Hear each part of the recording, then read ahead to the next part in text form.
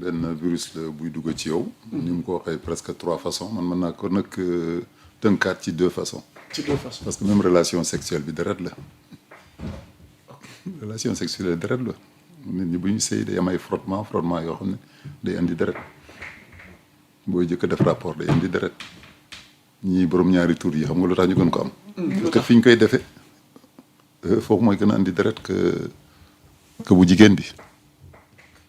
foo xam ne c'est pas prévu ñu di fa def loolu xam nga bon buy dugal yi génn day xotti day saigner donc sexuel bi tamit il faut le ramener à un élément sanguin donc deret bi surtout mooy vraiment bi koy gën a indi d'accord bon transmission xale bi ak yaayam tamit c'est la même chose c'est le cordon de sang qui transmet le truc donc vraiment c'est une maladie boo xam ne le risque sanguin moo ci gën a énorme bon doon nañu wax ne ay salive dina ko mën a joxe bon yooyu yëpp def naa dem nañu ba wàññi ko léegi nag comme ils disent aussi le traitement est efficace charge virale boobu muy wax mooy comme ñu dóor la fukki bal avec un pistolet ñuy contrôler bal yooyu di la jox médecin di ko dindi benn par benn ba mu jeex boo jël traitement bi bon traitement yi tamit li ma ciy wax rek mooy Sénégal n'oubliez pas qu'il y a des déserts médicaux. c'est-à-dire déserts médicaux mooy foo xam ne boo fa demee doo gis dara. nga ne ma.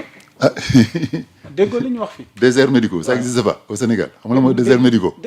leeralal ma moom laa bëgg a xam déserts médicaux tey boo génnee fii Mbour am na foo xam ne boo soxlee médecin tey doo ko gis. sans compter déserts médicaux géographiques mais déserts médicaux mental aussi dafa am. am na ñoo xam ne feebar ba léegi ñoom pour ñoom amul c'est une invention. am na ñoo xam ne amuñu culture médicale ba léegi Sénégal góom am na ñuy am góom def ci suuf daal di takk am na ñuy lakk daal di jël xaw ma dara def ci donc la formation médicale le niveau culturel médical combiné avec le désert médicaux li ñuy wax lii yëpp c'est très joli mais on n'arrive pas à l'appliquer partout ñun bu la pengu jamee te xamuloo malade bi ndax il est viral ou pas test boobu presque fii Fann rek nga fu mën a defee wala dans des grands hôpitaux mën nga gis ko jógee fongale mi di ñëw ba Fann pour ñu defal le test en 3 mois parce que dañuy def le premier test est-ce que amaguloo ko bu la pingu jamee rek pingu piqûre nga doon ja piqûre kenn benn mu jam la d'accord kooku foo ko mën a testé voilà il faut que tu arrives dans un hôpital ñu peut-être hôpital sax mën na ko def mën na ko testé sax dugal ko ci boîte peut-être yónnee ko fii Fann wala dans des laboratoires viraux mais gis nga effort boobu est-ce que ñëpp dinañ ko def. dëgg la coow bi ñu doon coow sur les moyens de préservatifs kenn déggatu ko kenn gisatul publicité bi te loolu yëpp xam nga ko wax corona bi benn la lekkukaayu xaalis la. Sédar bi bien sûr. dafa am business gi si ne. laa jël premier directeur bi Ndoye lu tax bu dem. laa jël madame Thiam ak ni tawat bi mel ni sida bi maladie si bopp ñoo ko wax ñoo ne ñii leen koy gérer. ñoo ci ëppal ñuy lekk que ñuy faju déedéet xanaa am na scandale bu amoo ci rek garab yi doon ñëw Sénégal dañ ko doon jaay waat en Europe jëm ci yàlla joo xam ne ci benn ministère la bokkoon moo ko doon def d'accord moo tax scandale médical moom on en a toujours eu mais gis nga moo tax nag xaalis boobu wàññeeku sans compter ne que gis nga aussi maladie boobu kii mu gën a intéressé mooy borom ñaari tur yi actuellement progrès bu ñu ci def borom ñaari tur ñoo investir lu bari pour sauvegarder seen santé d'accord on comprend donc aussi loolu yëpp mu ngi ci ay lobby la yoo xam ne dañuy gis ne lii palu est-ce que gis nga garabam palu wàññeeku na en Afrique palu gis ngeen mu wàññeeku en Afrique voilà ñu lay il faut seen intérêt personnel nekk si ñu jël seen xaalis di ko jox les pays africains pour ñu góorgóorlu mais tey bu ñu joxul woon aide di nga gis ne programme bi ñuy def léegi actuellement mais boo xoolee bu baax rek dootoo gis benn publicité ci ay préservatifs amatul benn émission sur le sida dans les kii kooku nag mooy toujours xaalis bi la ay budget xaalis la ñu doon joxe ñu dem ñëw ci yéen les journalistes et les borom rajo négocier yéen ngeen fay leen ñu def léegi xool lañu ñaati émission yuy wax affaire sida yi ñoo am Dakar au Sénégal tey jéemal gëstu loolu yéen ñuy journal dafa leen ay recherche daal leen ñaati émission sur le sida moo am au Sénégal d'accord. Investissement bi ñu doon def aussi di regrouper nit ñi di def ay réunions dans les AC. journée mondiale sax da ci am. ah moom may xaalis tant que mu ngi am xaalis journée bu nekk mën na am journée lu nekk mën nga ko am tant qu'il y a un fonds qu'on te donne et que quelqu'un est derrière pour que cette discussion soit valable hein. waaw journée dina am mais il faut ñu investir ko est-ce que ñëpp ñoo ci journée bi fan la yem est-ce que ça part partout dans le Sénégal est-ce que ça s'arrête là bon tout ça ñu mais bon ñaari façon yooyu ñetti façon yi ñu wax c'est parfait mais toujours bu ñu fàttee deret bi ah kii jël rasoir sax di faju di waatu avec rasoiru jàmbur ah mën na ko am xale yi ñuy jongal ak paaka même paaka ñu jël dagal kii dagal kale dagal kii te gis ngeen am na xale yoo bu ñuy juddoo moom la ñuy juddoo il y a des villages où les enfants vont naître avec le sida parce que test bi duñ ko def partout sur Dakar wala certaines villes on essaie de forcer les femmes à faire le test de sida obligatoirement si seen carnet mais kooku est-ce que tu peux le faire partout au Sénégal est-ce que bu ñuy jongala la traditionnelle en Casamance wala en Chine wala man en Chine sax sunu mbokku séeréer yi wala feneen ak gën bi et le même couteau donc tu comprends am na xale yoo xam ne dañuy judd déjà am nañu sida bi parce que seen yaay def leen ko transmettre donc yow aussi il y avait beaucoup de communication pour qu'on y arrive mais man ñaati yoon laa gis ay jongal yoo xam ne même kii la ay parents yu dëkk en Europe ñëw fii ñu jongal seen doom ñu daw ñëw si ñun pour ñu prélever xool ndax transmettre ñu leen sida bi parce que bi yaay ji ñëwee laaj question nuñ leen jongale c'est le même couteau moo jongaloon xale yëpp mu daw pendant 3 mois ñuy daw di prélever di xool ndax dinañu am sida wala duñu am sida bon heureusement amuñ ko donc pour vous dire rek la situation au niveau théorique elle est très bien mais au niveau de la pratique ñi dem ñuy jàppe sida on leur dit qu'ils ont distribué aux autres mais nuñ ko jàppe ñoom des intellectuels comme ça des médiateurs qui sont dans les télés et dans les médias ah nu ñu def ñoom ba jàpp ko le fait d'être homosexuel seulement ne peut pas te forcer à avoir le sida. parce que déjà ci fukk ak ñaari 8 rek ñoo ko am. am na ñenn ci homosexuels yi homosexuel ne veut pas dire. mais le risque nag chez les homosexuels est plus élevé. ok nee naa la parce qu'avec les frottements dans un local qui n'est pas prévu pour les relations sexuelles foofu le échange de sang bi mën a gën a bëri. ok alors am na laaj buy jib tout le temps mooy ndax mën nga am tawat bi te doo ko transmettre. oui c'est possible parce que déjà doo ko yëg yow sa bopp boo ko amee déjà doo ko yëg. et puis il faut que mu atteindre un certain niveau de développement comme nga ji benn garab rek. nga day suulu. le temps que muy pousser ba muy commencer meññ. tu vois ba moom tamit mu commencé juraat ñun le premier cas qu'on a eu faj nañ ko pendant des mois pour autre chose parce que li gën a dangereux mooy képp léegi ñun dans médecine ku ñu gis. muy faju c'est on considère qu'il a le sida. deretam kiiwam warul laal kenn. moo tax ñu sol ay gants flacon li ñu leen piqûre ñu def ko de côté dem incinérer ko. alors que man je rappelle xale dañ doon dem di doxantu devant des cabinets médicaux ñu jël ay seringue di ko foowee. lii gën a grave seringue yooyu sax am na ñu ko doon jamoo am ñu doon topp dispensaire yi récupérer ay seringue ay aiguilles di ko takk di ko jamoo bon ce qui s'est passé nag am na bonne information bu jàll à un niveau même ñi doon dem dans les hôpitaux di ramasser les déchets là pour les recycler.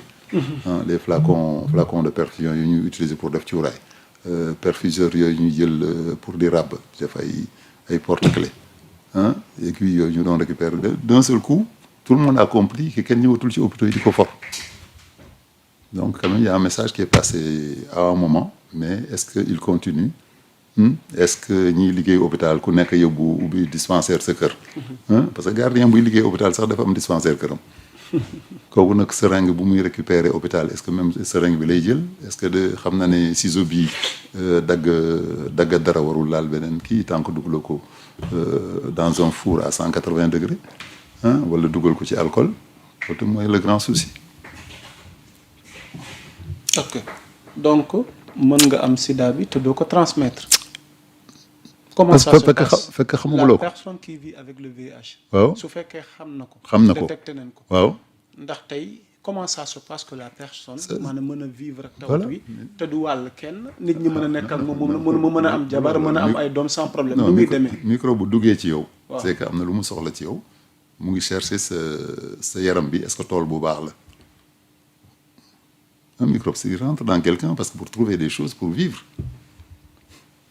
comme naa lu mu wax mooy comme ngay gas suuf rek gi gis fii am or fii am diamant wala fii am lii fii gën a am diamant foo ngay gën a développé le temps ngay développé nag mooy sa problème.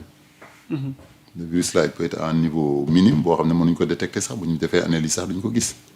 ah bon. ah oui bien sûr. maanaam nit mën na am sida. bien sûr ñu defal ko analyse. bien sûr du ñu gis virus. soo déglulee li ma la wax bu la pingu jamee léegi. la première chose dañuy xool ndax amuloo ko woon avant.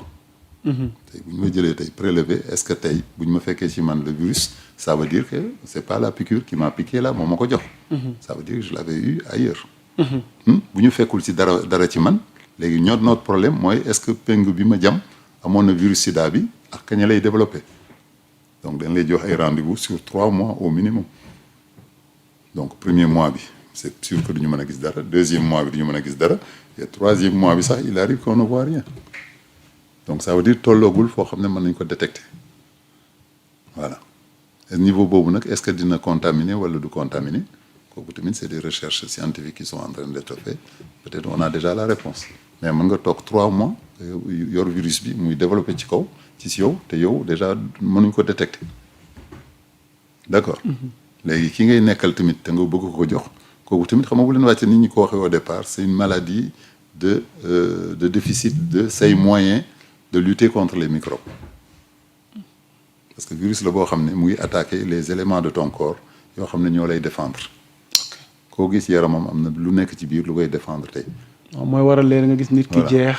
voilà bu la jàppee ba pare. bu la jàppee ba pare mais tey gisoo tuberculose ñaar nit mën nañu toog fii am di ko waxtaane kenn ki génn am ko ñeneen ñi génn duñ ko am ñun médecin yaa ngi nii dañuy faj ay tuberculose yooyu yëpp. peut-être ñu ngi vacciné wu il y a 50 ans bi ñu defee sunu TAB bi ñu nekkee xale bon am na médecin yoo xam ne duñ ko def mais taxul dañuy faj ay tuberculose te duñu jàpp tuberculose bi. est-ce que day dugg ci ñoom seen yaram arrêté ko parce qu'ils ont les moyens de défense. alors que quelqu'un qui a le syndrome du sida même vaccin am na vaccin yoo xam ne dañ la koy tere parce que am na vaccin yoo xam ne ay microbe vivant lañ lay dugal yoo xam ne bu duggee ci yow comme amatuloo moyen de défense li la waroon a aar sax daf lay créer léegi nag ni ñu la ko waxee le niveau de soins. dans les pays vraiment structurés où il y a la santé a bien évolué, où tous les hôpitaux sont équipés de la même chose, où l'éducation aussi à l'école va bien. ñi ñu fu mën a photo yëpp kenn maigre ci ils sont maigres. non. Voilà ils ont des signes physiques sida dañ ko daan gis avant boo doxee rek ñu xam ne kii ni muy kiiwee kii dafa am sida. mais léegi da ngay gis des personnes bien portantes jusqu'à voilà nee nañu sax day dem ba virus bi disparaître. niveau de traitement bi ñu lay jox. disparaître charge viral bi mu la doon wax sànq bu demee wàññeeku. tu peux plus être contagieux. mais à condition que tu suis bien ton traitement. mais léegi ñu bëri ñu ngi poser débat ci guérison bi est-ce que sida mën nañ ko faj est-ce que ki ko am mën na dem ba wér loo ñuy tontu ci loolu. docteur on parle pas de guérison on parle de charge virale bu faible. c'est-à-dire. ça veut dire que dana toll foo xam ne mënatul génn ci yow dem ci keneen. ok yow sa bopp sa yaram dootu la mën a sonnal. donte mi ngi fa. te sida voilà bien sûr te sida bi du moom mooy rey danaa du sida booy dee ci sida tuberculose bi nga xam ne da nga romb fenn kenn saxaat nga jël ko te nga am sida tuberculose boobu doo kenn mënu ko faj. ça va être difficile à soigner disons. voilà mais sida. parce que sa yaram sida bi dafa dindi fetal yi nga la doon nga mën a tirer ci tuberculose gi mu yem foofu. taab bi nga am bu am ay góom bu ndaw ñeneen ñi amul sida dañu am ay balu fital yoo xam ne dañuy tirer ci microbe bu kii bu taab boobu le staphylocoque gi dee mais kii am sida microbe bii gën a tuuti grippe bi nga xam ne ngay saxat nga 2 jours mu jeex bu dalee ci ko am sida daf koy gàllankoor. ah ok parce qu'il n'a pas les moyens de défense ni contre les virus. ni contre les yeneen germes bactéries. Voilà. donc du am ay moyens de défense contre ces éléments là loolu moo tax ñu ne la maladie à déficitaire en déficit immunologique. Voilà déficit immunologique virus bi day andi déficit immunologique de ton corps immunologique mooy les moyens de défense d'un corps humain qui est fait avec des globules blancs des globules rouges ay leucocytes yoo xam ne ñoom ñooy arrêter chaque microbe. microbe baa ngi nii ñëw sa yaram am na ay soldats yu ci nekk yoo xam ne dañu ñëw wër ko. jéeme ko rey buñ ko mënul nag bii day ñëw développé doon ñaari microbe déjà raté woon nga bi nga koy arrêté nga bëgg a arrêté waat bii nga raté waat ko beneen dem ce qui fait que day dem ba microbe bi envahir sa yaram yëpp. ci yàlla. parce que ce moyen de défense bi nga amoon bi waroon a arrêté benn bi. mënu ko arrêté. ok mu génn la wati feneen. mais comme tu n'as pas les moyens day dem ma lay gisoo moo tax ñoom souvent niveau ay kii lañ leen jox ay antibiotiques pour lutter contre microbe bi dugg ci ñoom. bokkut ak antirétroviraux yi wala. les antirétroviraux moom c'est le virus même lay xeex. ok traitement bi dafa am antirétroviraux yoo xam ne day jéem a rey virus bi. mais da ngay am yeneen antibiotiques yoo xam ne ñoo lay dimbale pour que beneen microbe. am na tur bu ñu ko doon woowee sax des microbes non invités quoi ay microbes yoo xam ne kenn invité wu leen ñu ñëw. am na benn nom spécial bu ñu ko di ay microbes yoo xam ne en temps normal mën nga ko am nga wér sans problème mais en tant que boobu mu amee HIV ba mu commencé développé ci yow. virus yooyu nga xam ne du ñu def dara. ñoo lay gàncax muy tuberculose muy am na leen maladie daal yu bari yoo xam ne. en temps normal du la def dara mais boo amee HIV. boo amatul les moyens de défense. bii rey